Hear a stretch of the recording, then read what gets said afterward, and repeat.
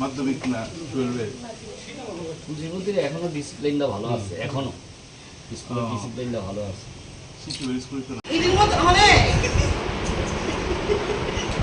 কত লাগছে বেশি লাগছে দিয়ে দাও।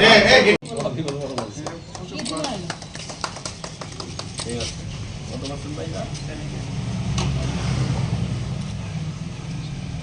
ঠিক আছে আছে টাকা দিয়া বলতে শুনে টাকা দিয়া পাকা টাকা বন্ধা দিন তো টাকা দিও হ্যাঁ দিন তো আমাদের পাশ আছে দিন সাল কে জায়গা কইরে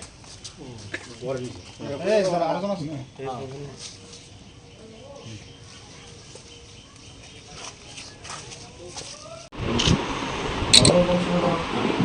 নমস্কার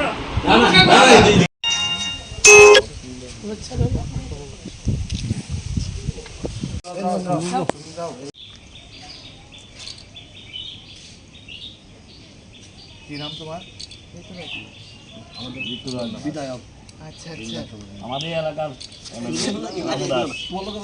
বুধি চিনছেন নি এই এলাকার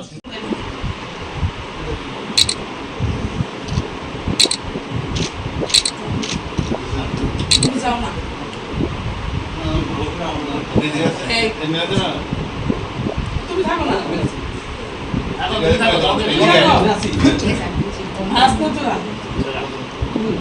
গণতান্ত্রিক যুব ফেডারেশন ডুকলি মহকুমা কমিটির অন্তর্গত যমুনানগর অঞ্চল কমিটির উদ্যোগে মাধ্যমিক এবং উচ্চ মাধ্যমিকে যারা কৃতি ছাত্রছাত্রী যারা তাদেরকে সংবর্ধনা জ্ঞাপনের জন্য আজকের এই উদ্যোগ সংগঠনের উদ্যোগে আমরা কৃতি ছাত্রছাত্রীদের বাড়ি বাড়ি যাচ্ছি, গিয়ে তাদেরকে আমরা সংবর্ধিত করছি, তাদেরকে শুভেচ্ছা বিনিময় করছি, তাদের আগামীর ভবিষ্যৎ যেন আরও উজ্জ্বলতর হয় সেই আমরা আশা করছি।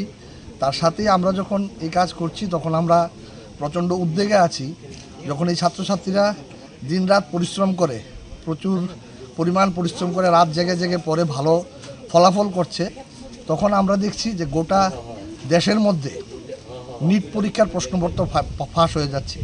22 লক্ষ ছাত্রছাত্রী যারা পরীক্ষার্থী ছিল তাদের জীবন একটা সংকটময় হয়ে গেছে। এবং এই সময় আমরা দেখেছি যে গোটা দেশে যারা নিট পরীক্ষার্থী 17 জনের মতন ছাত্রছাত্রী সেখানে আত্মহত্যা করেছে।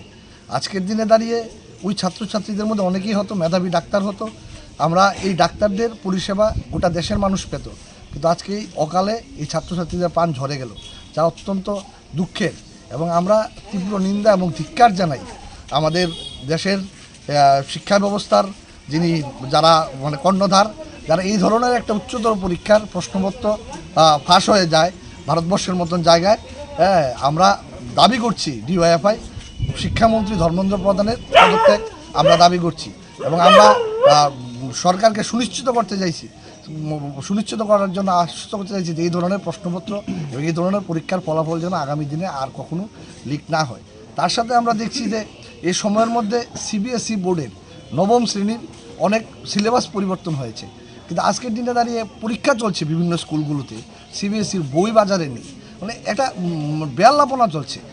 যে কাজগুলো উদ্যোগ নিচ্ছে সেই কাজগুলো পরিপূর্ণ করার আগে সরকারের কোনো ধরনের পরিকল্পনা নেই।